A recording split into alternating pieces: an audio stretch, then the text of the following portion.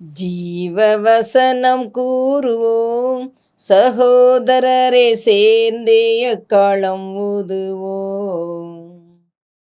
கர்த்தருடைய நாமம் மைமைப்படுவதாக. கிறிஸ்துவுக்குள் அன்பானவர்களே, இந்த நாளிலும் ஜீவ வார்த்தை ஒன்றை நாம் கேட்போம். சங்கீதம் 106 24 25 இப்படி சொல்லுகிறது பாருங்கள். அவருடைய வார்த்தையை விசுவாசியாமல் இச்சிக்கப்படத்தக்க தேசத்தை அசட்டை பண்ணினார்கள்.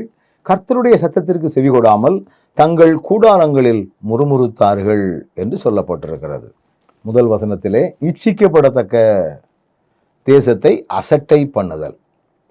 ரெண்டாவது வசனத்தில் ஆண்டவருடைய சத்தத்துக்கு செவி கொடாமல் கூடாரங்களில் முறுமுறுத்தார்கள் என்று சொல்லப்பட்டிருக்கிறது.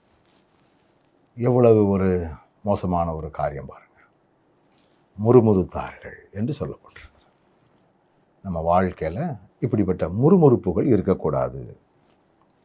இதில் முக்கியமாக ஒரு வசனம் வருது, வார்த்தை வருது, அவருடைய வார்த்தையை விசுவாசியாமல்.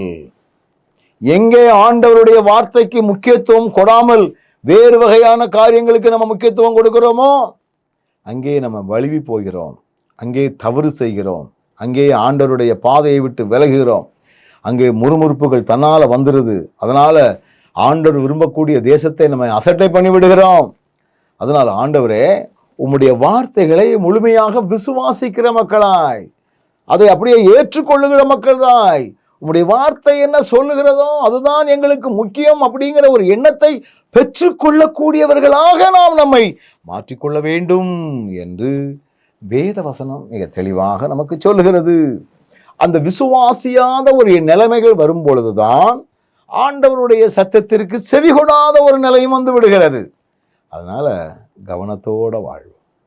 ஆண்டவரே, ஒவ்வொரு முறையும் நாங்கள் வசனங்களை வாசிக்கும் பொழுதெல்லாம் அதை அப்படியே ஏற்றுக்கொள்ளக்கூடிய மனப்பக்குவமும், அப்படியே அவருடைய சத்தத்திற்கு கீழ்ப்படியக்கூடிய ஒரு எண்ணமும் நீர் எங்களுக்கு தந்து எங்களை வழிநடத்தும் ஆண்டவரே என்று நம்ம கேட்க வேண்டியது அவசியம்.